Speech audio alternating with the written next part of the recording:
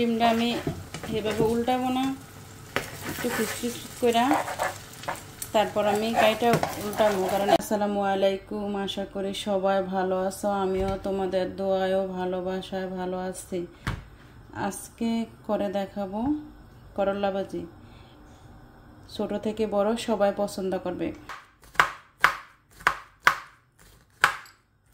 এই যে করলাগুলো এভাবে, এই যে আমি করলার আলু কাইটা নিলাম, এই যে দেখো, এই যে 3টা করলা আর 2টা আলু।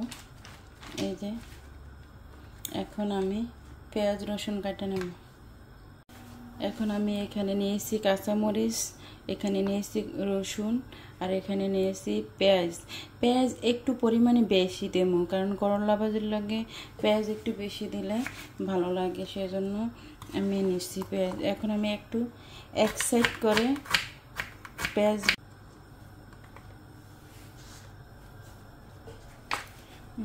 আমি কেটে নিয়েছি।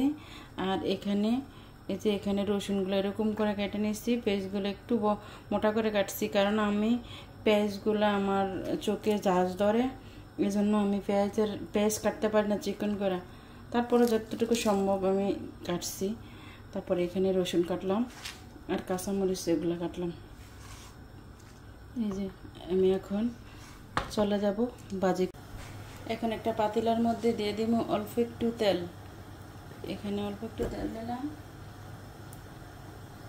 এখন আমি দিয়ে দেব এখানে পেঁয়াজ আর রসুন। এখন আমি এখানে পেঁয়াজ রসুন দিয়ে দেব, আর দিয়ে দেব এখানে একটু লবণ। লবণটা দেওয়ার কারণ হচ্ছে পেঁয়াজগুলো তাড়াতাড়ি সিদ্ধ হয়ে লালচে কালার তাড়াতাড়ি হইতে সাহায্য করে লবণটা তাড়াতাড়ি। এখন পেঁয়াজ রসুনগুলো একটু লালচে কালার হওয়ার পরে আমি দিয়ে দেব কাঁচামরিচ। আমি দিয়ে দিলাম কাঁচামরিচগুলো একটু নরম হওয়ার পরে আমি দিয়ে দিলাম আদা। কারণ আমি জানি না সবাই আদা খায় কিনা, কিন্তু আমি একটু ভিন্ন স্টাইলে আদা দিয়ে তারপরে রান্না করি। সব সময় আমি আদা দিই, আর একটু জিরা,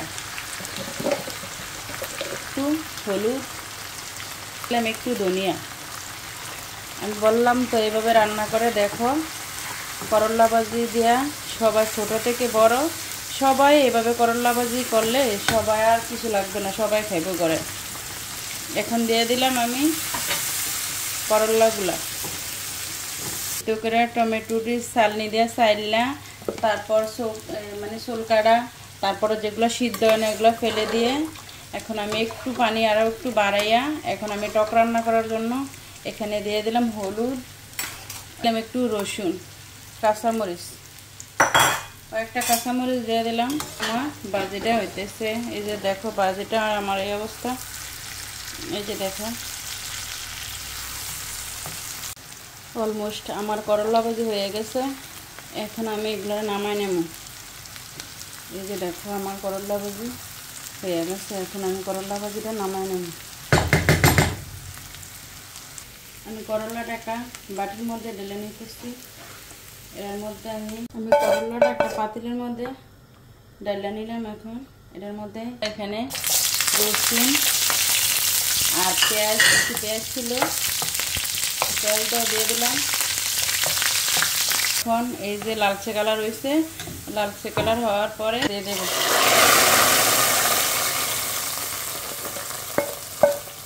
ধনিয়া পাতা।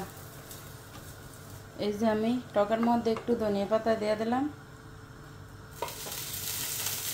আমি ডিম ভাজি করার জন্য 8টা ডিম নিলাম, আর একটু লবণ দিয়ে দিলাম, আর এখানে ধনিয়া পাতা, কাঁচামরিচ, পেঁয়াজ এগুলা দিয়ে দিলাম।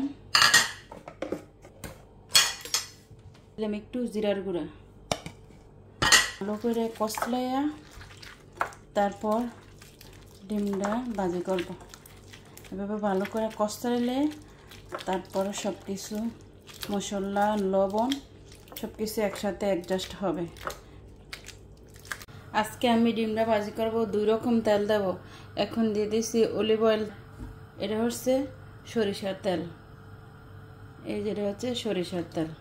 আমি দিয়ে দিলাম ডিম যে মাখায় রাখছিলাম এই ডিমটা, তাহলে একটু বেশি দেখা যায়, কিন্তু এরকম হবে না। ডিমটা 8টা ডিম তো, ডিমটা আমি এভাবে উল্টাবো না, একটু খুচখুচ করে তারপর আমি কাইটা উল্টাবো, কারণ একবার উল্টানো যেত না। আর আমি কখনো একবার এমনি উল্টাইও না, কারণ আমরা তো ঘরের ফ্যামিলি সবাই যার যেটুক লাগে একটু খায়। এভাবে আমি ডিম ভাজি করি, এই যে এভাবে,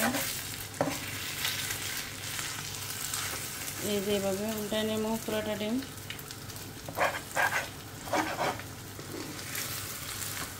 এই যে